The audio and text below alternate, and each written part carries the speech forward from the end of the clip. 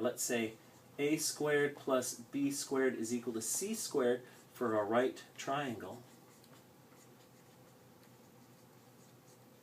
And notice the right triangle only became apparent when we resolved this wind velocity into its horizontal and vertical components. So a squared plus b squared equals c squared.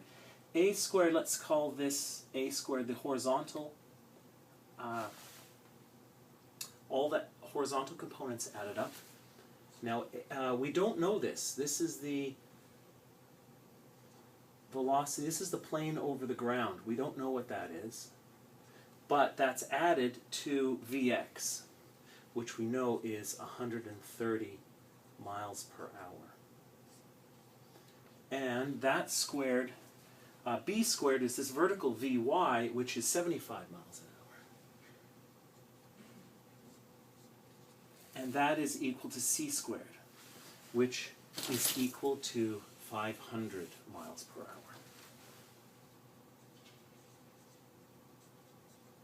Squared. This is what we want to know. So let's move this to the left side. So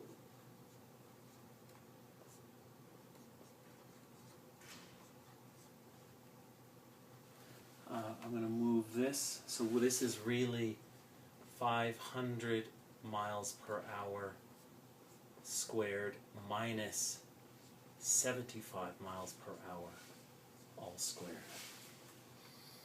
And I can take now the square root of both sides.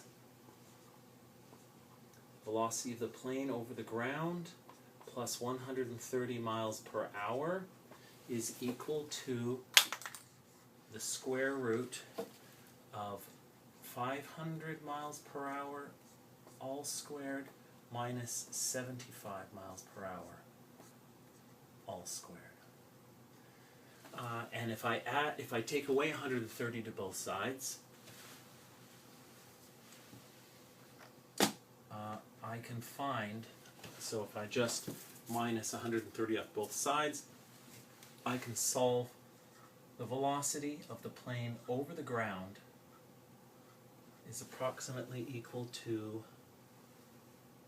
364 miles per hour. All right. What did we do? We started with 3 vectors. The airplane, we know how fast the plane flies through the air, but it could fly in any direction. We don't know. But we're going 500 miles an hour. We know that. We know that we need to cover Chicago to Cleveland. And so the plane is going to fly over the ground directly. So we know that direction perfectly. We didn't know its magnitude. The wind, there was also wind. It was blowing over the ground at 150 miles an hour. We knew its direction and its magnitude. We know that velocities are related, relative velocities are related by this equation. Plane through the air is equal to plane over the ground minus air over the ground. We just rearranged this equation and we got rid of this minus sign by adding a negative vector, because we know how we know how to make negative vectors, and B, we know how to add vectors. So I drew a representation of this vector equation here. There's my plane across the ground. There's the velocity of the air over the ground in the opposite direction, the negative. And this is the resultant. This vector plus this vector results in our plane through the air, which we know is 500 miles an hour. So I knew this magnitude, didn't know this direction, knew this direction, didn't know its magnitude, and knew both the magnitude and the direction of the wind. Now this vector triangle here is not a right triangle. In order to add these vectors, I have to add the components of the horizontal vectors, added to the components, added to the vertical components, add the vertical components together. This vector here has only a horizontal component. The wind has both a horizontal component and a vertical component. Now, after just considering components, I have a right triangle, which I then can use Pythagoras on. The magnitude of this hypotenuse squared is equal to the magnitude of the horizontal squared plus the magnitude of the vertical squared. That's what I have here. Now the horizontal is a sum of 130 miles an hour plus an unknown velocity. It's the velocity of the plane moving across the ground. Vertically, because I use trigonometry here, I could figure that this wind is blowing, that this vector here is 75 miles per hour.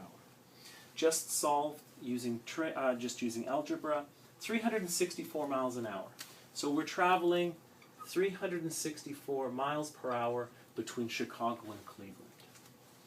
We can immediately figure how long this is going to take using a simple final, initial, plus velocity in time. Let's call our initial location 0, our final location 300 miles. So 300 miles is equal to how fast we're going? 364 in time. So time is, this is miles per hour. Miles per hour. So delta t, if I divide both sides by 364 miles per hour, I have 300 miles divided by 364 miles per hour is equal to delta t. And you can work that out yourself. That looks like it's just under an hour. So I'm going to say about 55 minutes. I haven't worked that out. Or, actually I'll do it right now. 300 divided by 364.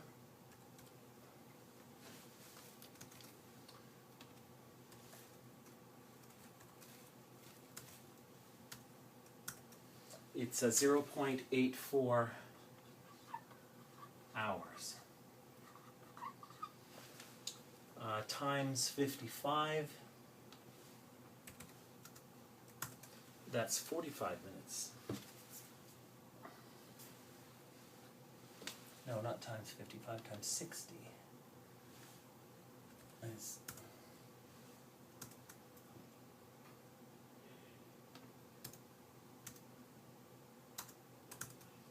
49 minutes.